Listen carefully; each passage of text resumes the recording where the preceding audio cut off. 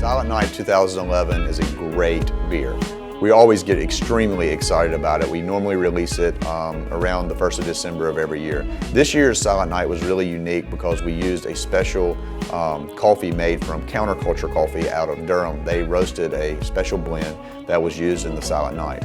We also used Heaven Hills whiskey barrels, which the beer ages in the whiskey barrels for normally about 3 months, and blended with the Counterculture Coffee and the whiskey notes and the whiskey barrels, it gives a really good, well-rounded, like oaky, bourbony flavor with a little hint of coffee, which the coffee present's really good in 2011, so it's really great. This year's Silent Night was very pleasant. I enjoyed it more than last year's. Both were good, but solely for the reason that the barrels this year I think have been used 3 times. So in this day of age, you know, when people are trying to pack in as much bourbon as possible, you really get, you know, bourbon overpowering the beer.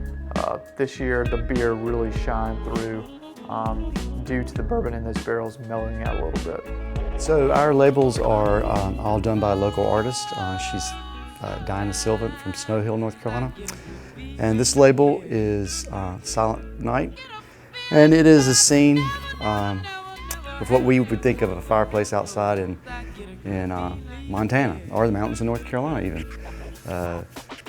The original is hanging on the wall in here. It well depicts what this beer is. This beer is an Imperial Stout that is very delicious. It's got a little vanilla note since we used some barrels from last year as well as some brand new ones, and then blended the two together. The bourbon flavor is not as bourbon forward, and so it really balances well with all the flavors in the beer. We are at our Silent Night release party, and we are debuting Silent Night 2011 today. And starting off in our mash tun is where we mash our grains in. With a big, huge beer like this, our mash tun is very full of malt and all the dark grains that are associated with it. We head on from the mash tun to the kettle, and that's where the hops are added. We have this sweet liquid now that we're balancing out with hops. And from the kettle, we go into the whirlpool. So what's going on in the whirlpool is this is where our coffee addition is added. We did a collaboration effort with Counterculture, and they're in Durham.